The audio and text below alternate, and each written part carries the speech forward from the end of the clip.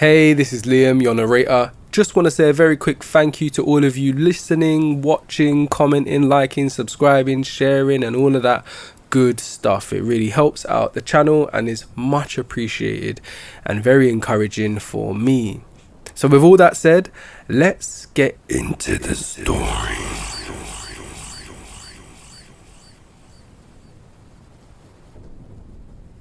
My name's Dave, and I'm a journalist for the Daily Gazette in a small, seemingly unremarkable town called Westwick.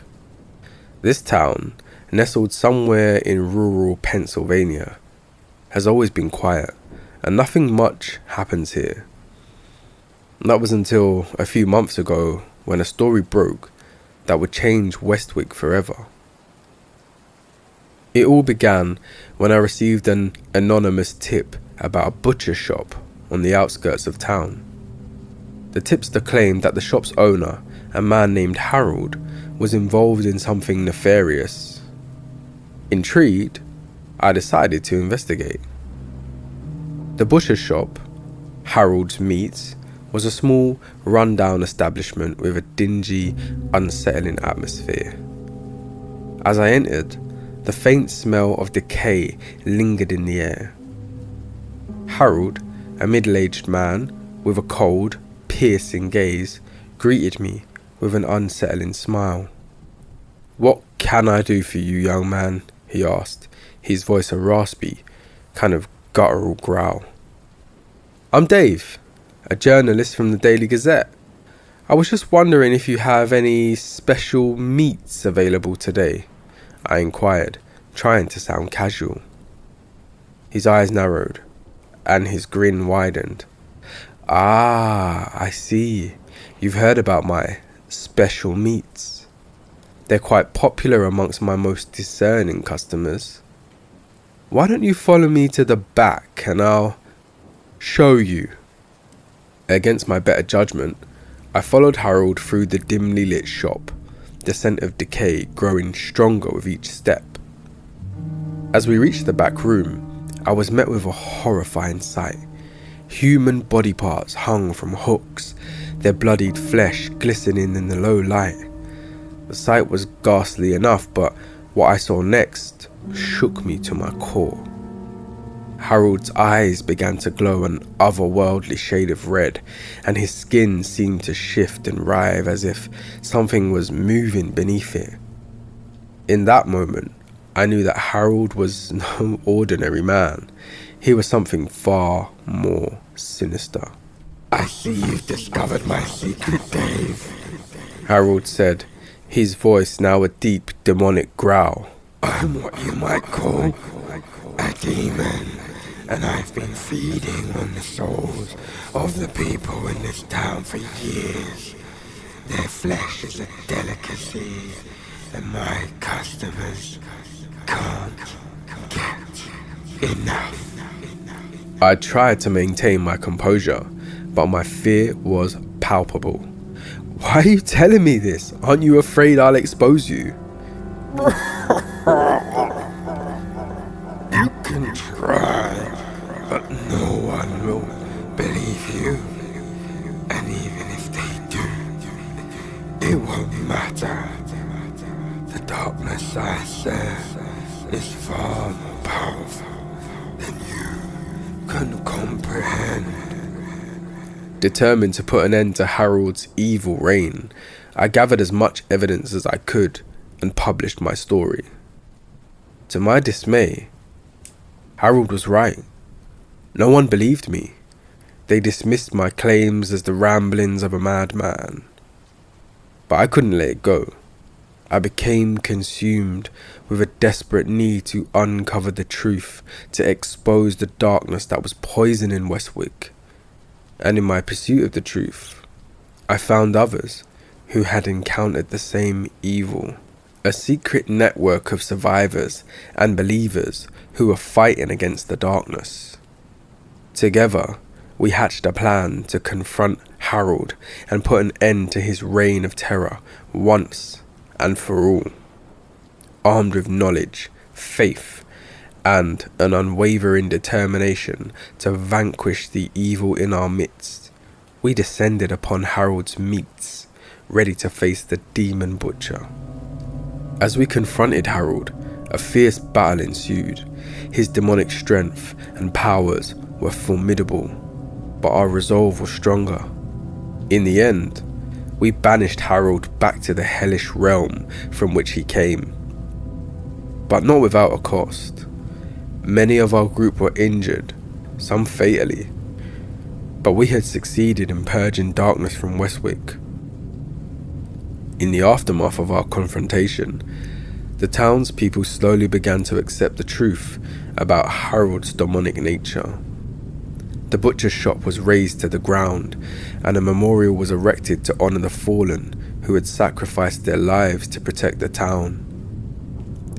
The trauma of the events left a lasting impact on me. I continued my work as a journalist, but I could never shake the feeling that the darkness we had vanquished might someday return. Westwick was forever changed, its once peaceful atmosphere tainted with an undercurrent of fear and suspicion. As for me, my experiences with Harold and the demon butcher led me down a new path. I dedicated my life to investigating the supernatural and exposing the hidden darkness that lurked in the shadows of our world. It was a lonely and often terrifying existence, but I knew that the battle against evil was far from over.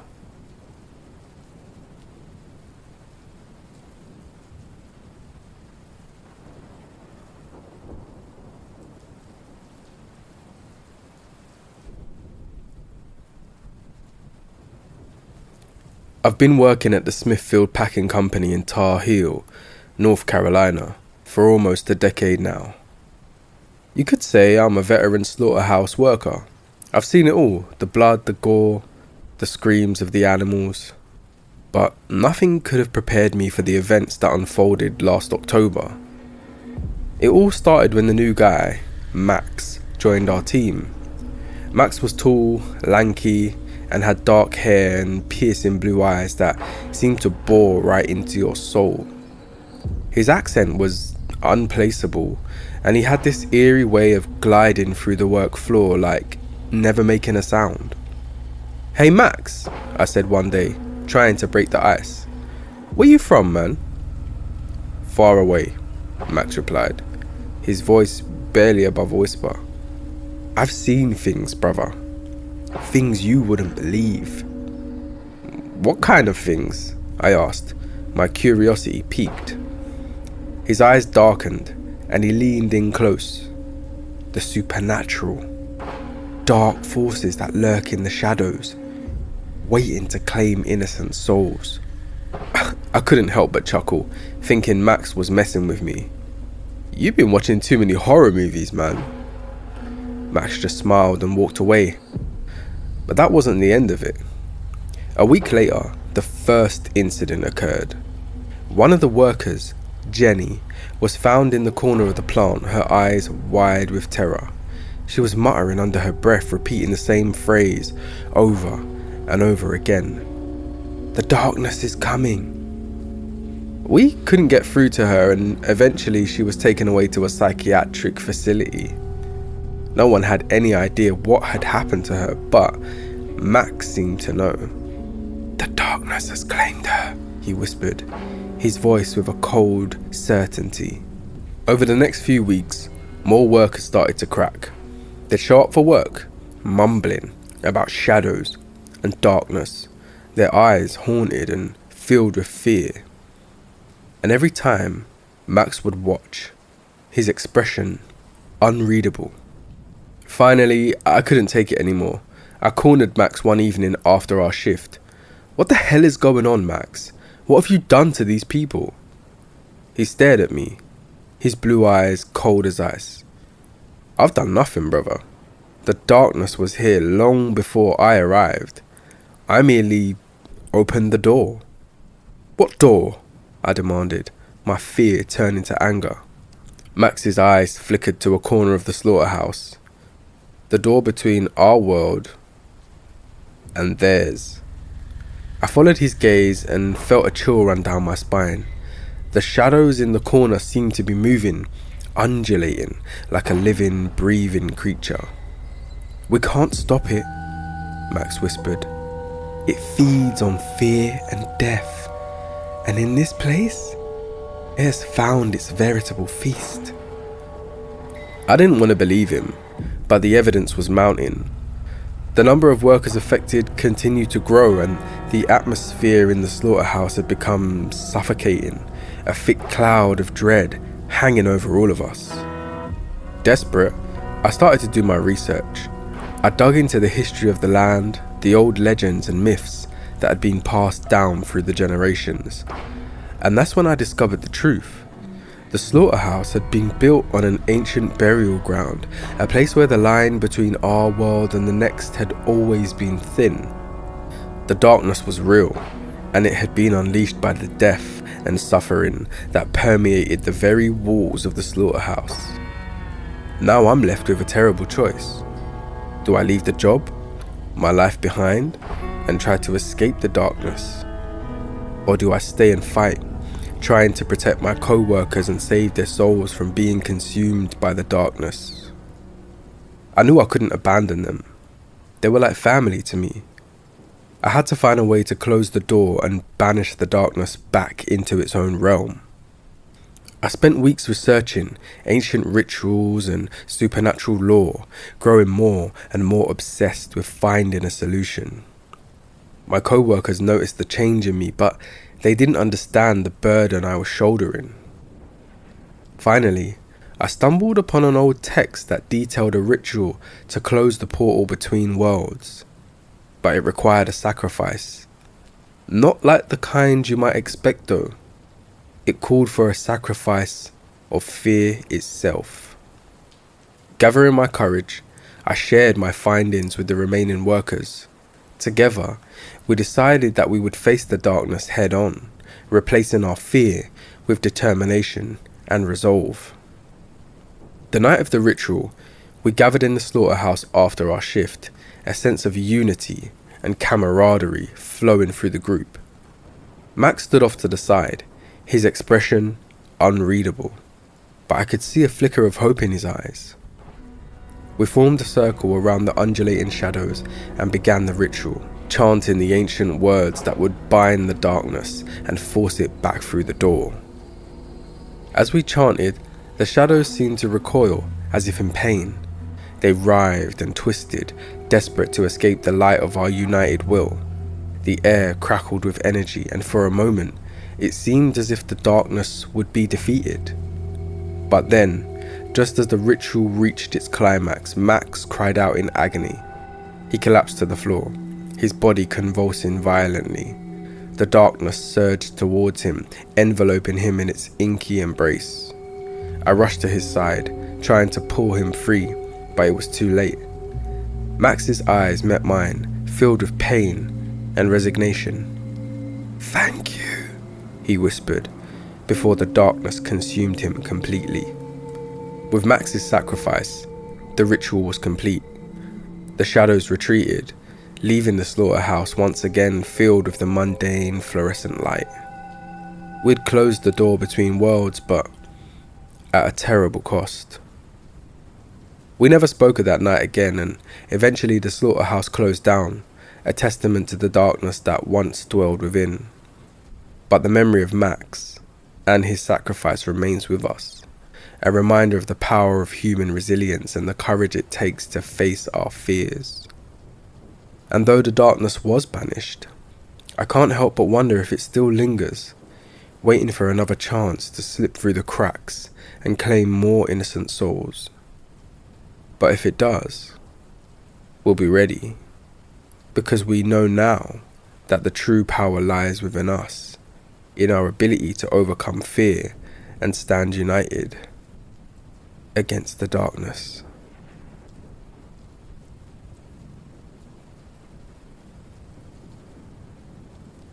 In the small, unassuming town of Greenfield, Iowa, a gruesome series of murders shook the community to its core. The bodies of the victims were found dismembered, their limbs and organs arranged in intricate, macabre patterns that seemed to defy all reason. The prime suspect in the case was a man named Roger Hannigan, a slaughterhouse worker at the local Greenfield meat processing plant. Roger was a quiet, unassuming man, and no one could have guessed the darkness that lurked within him. Roger had always been fascinated by the supernatural and macabre. He spent his evenings poring over ancient tomes, searching for some hidden truth that would explain the darkness he felt inside himself. It was in these books that he found his true calling, a twisted form of ritualistic murder that he believed would grant him unimaginable power. As the town grieved the loss of its citizens, Roger continued his gruesome work, convinced that each kill brought him closer to unlocking the secrets of the supernatural. He studied his victims carefully, selecting those who showed signs of psychic or spiritual sensitivity. He believed their unique energies would fuel his dark ascension. His first victim, a local psychic named Clara, was found in an abandoned house on the outskirts of town. Her body had been expertly dissected, the pieces arranged in a spiral pattern that seemed to hold some hidden meaning. The police were baffled, unable to make sense of the horrific scene. The investigation quickly took a dark turn as the body count began to rise. Each victim was found in a similar state, their remains displayed like pieces of a grotesque puzzle. The town was paralyzed with fear, and the police were no closer to finding the killer. Detective Lara Thompson was brought in from Des Moines to assist with the case. She was a seasoned investigator, known for her ability to get inside the minds of the most twisted killers. As she studied the crime scenes, she began to piece together a chilling profile of the killer. Roger's obsession with the supernatural had led him down a dark path. He believed that by harnessing the energies of his victims, he could awaken his own latent psychic abilities and transcend the boundaries of human existence. He saw himself as a godlike figure, a master of life and death. As the investigation continued, Roger's ritualistic murders became more elaborate and daring. He left cryptic messages at the crime scenes, taunting the police and challenging them to uncover his true identity. He believed he was untouchable, immune to the consequences of his actions. But Detective Thompson was relentless. She delved deep into the world of the occult, studying the symbols and patterns that Roger used in his killings. She sought the help of spiritual experts, hoping to decipher the meaning behind his gruesome displays. It was during one of these consultations that she finally discovered the key to Roger's undoing. She realized that the symbols he used were not random, but rather part of an ancient ritual designed to harness the power of the dead. By understanding the nature of that ritual, she could predict where and when Roger would strike next. Armed with this knowledge, she set up a trap for Roger, luring him into a confrontation with the law. As the police closed in, Roger's carefully constructed facade began to unravel, revealing the tortured soul beneath. He fought desperately to maintain control, but it was too late. The darkness he had sought to master had consumed him, leaving him a broken, tormented shell of a man.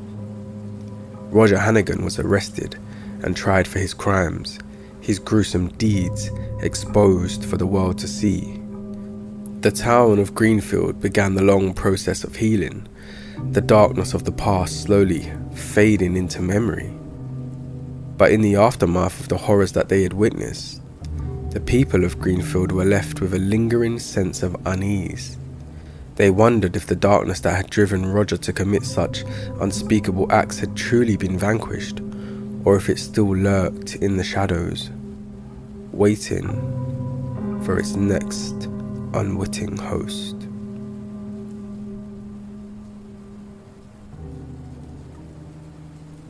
My name's Tom, and I've been a butcher for over 20 years. I've always found solace in the routine of cutting and carving, the smell of raw meat strangely comforting.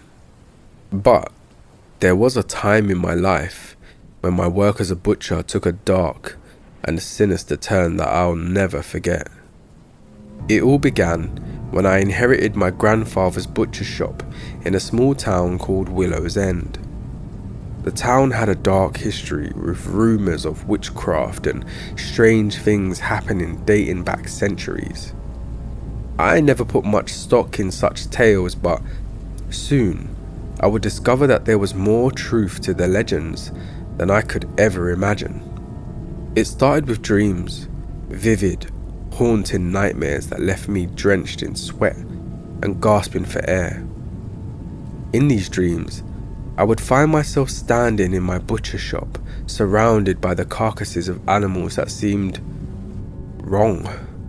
Their flesh was twisted and deformed as if some unseen force had corrupted them from within. One fateful day, an old woman named Agnes came into the shop. She had a reputation as the town's eccentric, with wild, unkempt hair and an air of mystery that seemed to cling to her like a shroud. She approached the counter and, with a sinister glint in her eyes, she requested a very specific cut of meat. "The heart of a black ram," she said, her voice barely audible. I hesitated, feeling a shiver run down my spine. But business had been slow, and I couldn't afford to turn away a paying customer. So reluctantly, I fulfilled her request, watching as she left the shop with a knowing smile on her lips. That night, the dreams intensified. I woke up to find myself standing in the center of my shop, the bloodied carcasses of the twisted animals hanging all around me. As I looked down, I saw that my hands were covered in blood, my apron stained with the crimson evidence of my dark deeds. I stumbled back to my bedroom, my mind reeling with fear and confusion. What was happening to me? Was I losing my grip on reality, or was there something more sinister at work? The next day, I decided to confront Agnes, desperate for answers. I found her in her ramshackle home on the edge of town, surrounded by strange trinkets and charms. "What have you done to me?" I demanded, my voice shaking with fear and anger. Agnes looked up from her work, her eyes cold and unfeeling. "I've done nothing, child. It is the darkness within you that has awakened, drawn forth by the touch of the cursed meat." She explained that the heart of the black ram was a powerful talisman, capable of amplifying the darkness that lay dormant within a person's soul. By fulfilling her request, I had unknowingly unleashed my own inner demons. Desperate to free myself from this curse, I sought out the help of a local priest named Father Andrew. He believed that the only way to banish the darkness was to confront it head on and to purge it from my soul through a ritual of exorcism. Together, we ventured deep into the depths of my butcher shop, the air thick with the scent of death and decay. As we began the ritual, the shadows seemed to come alive, twisting and writhing as they tried to resist the power of the holy words. The battle waged on for hours, my body and soul pushed to the brink of collapse. Finally, with a deafening scream, the darkness was banished, leaving me weak and trembling on the cold, blood-soaked floor. In the aftermath of my harrowing ordeal, I closed my grandfather's butcher shop, unable to bear the memories of the horrors I had experienced within its walls. I left Willow's End and started a new life in a different town, hoping to escape the darkness that had nearly consumed me. But the events of that time have left an indelible mark on my soul, a constant reminder of the evil that can lie hidden within even the most mundane of professions. I continued to work as a butcher, but I vowed never to let the darkness take hold of me again. As the years passed, I found solace in helping others, sharing my experiences and knowledge in the hopes of preventing others from falling prey to the sinister forces that had once held me in their grip. I became a mentor and a confidant to those who sought to understand the supernatural and the unexplained, using my past to help guide them through the darkness.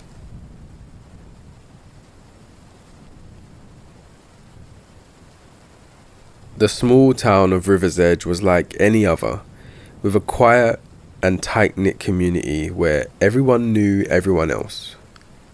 The town's central market, a quaint and bustling hub of activity, housed a popular family butcher shop called Hawthorne's. The Hawthorne family had been in the butchery business for generations, and their shop was well known and respected by the locals. The patriarch, Richard Hawthorne, was a stout, middle-aged man with a warm smile and a seemingly endless supply of stories. His wife, Lydia, worked the register, while their son, Jeremy, apprenticed alongside his father, learning the family trade. They were, by all accounts, a typical hard-working family, until that day changed everything. It was a sweltering summer day when Officer Mitchell, responding to a power outage report at the market, stumbled upon a grisly discovery. In a hidden, locked freezer at the back of the butcher shop, he found 10 severed human heads, their eyes glassy and lifeless, their mouths frozen in silent screams. The horror and shock of the find rippled through the River's Edge community, leaving the townspeople reeling and questioning everything they thought they knew about the Hawthorne family. As the police delved deeper into their investigation, they uncovered a long-standing family secret. The Hawthorne family, it seemed, had a dark and twisted history, one steeped in the occult and the macabre. They had been practicing a sinister form of witchcraft passed down through generations, in which they believed that consuming human flesh granted them supernatural powers. The town was abuzz with whispered conversations and gossip as people tried to reconcile the horrific truth with the family that they had known and trusted for years. But the most chilling revelation was still yet to come. As the investigation continued, it became clear that the supernatural abilities the Hawthorne family sought were more than just a twisted fantasy. Richard, Lydia, and Jeremy had all been granted dark powers by their vile practices, powers that enabled them to manipulate the minds of those around them and hide their gruesome activities in plain sight. The townspeople of River's Edge began to experience terrifying, inexplicable events. Shadows seemed to move on their own and whispers echoed through the night. People reported seeing the Hawthorne family in their dreams, their eyes glowing with an unnatural light as they whispered dark incantations. Desperate to protect their town and put an end to the evil that had taken root, the people of River's Edge banded together, led by Officer Mitchell and a local priest, Father O'Malley. They confronted the Hawthorne family at their butcher shop, armed with holy relics and a determination to banish the darkness that had been unleashed. The ensuing confrontation was a battle of both physical and spiritual might, as the townspeople struggled to vanquish the malevolent force that had consumed the Hawthorne family. In the end, they succeeded in defeating the darkness, but not without a great cost. Several townspeople were dismembered, injured, killed, and families torn apart. But their sacrifice ensured the safety of their community. And in the aftermath of the harrowing ordeal, River's Edge struggled to rebuild and heal, the horrific events casting a long shadow over a once idyllic town.